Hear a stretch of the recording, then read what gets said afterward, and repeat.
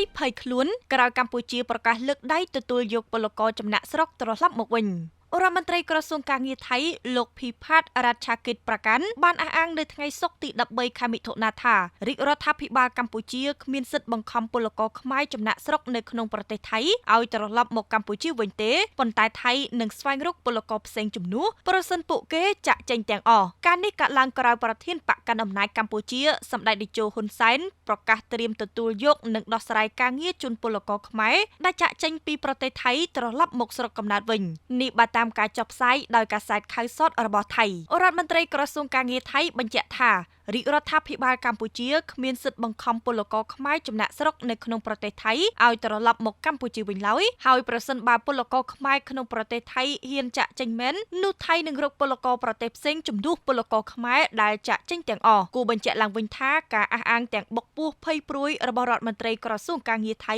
កើតឡើងក្រោយពេលសម្ដេចតេជោហ៊ុនសែនប្រកាសពីការត្រៀមទទួលយកនិងដោះស្រាយការងារជូនពលករដែលវិលត្រឡប់ពីប្រទេសថៃក្នុងករណីភាគីថៃមិនព្រមបើកច្រកព្រំដែនដែលខ្លួនបិទជាឯកតោភាគីគូបញ្ជាក់ថាក្រោយថៃលេងខូចដាក់កម្ពុជាមុនជំវិញភាគីថៃមិនព្រមបើកច្រកព្រំដែនដែលខ្លួនបិទជាឯកតោភាគីពេលនេះកម្ពុជាបានសម្រេចបិទទាំងស្រុងតែម្ដងនៅច្រកអន្តរជាតិដងហៅឡែមស្ថិតនៅក្នុងស្រុកកំរៀងខេត្តបាត់ដំបងជាប់ជាមួយប្រទេសថៃធ្វើឲ្យទំនិញពីខាងភាគីថៃរាប់រយឡានដែលត្រូវដឹកទៅវៀតណាមត្រូវជាប់គាំងទៅមុខមិនរួចមកក្រោយក៏ពិបាក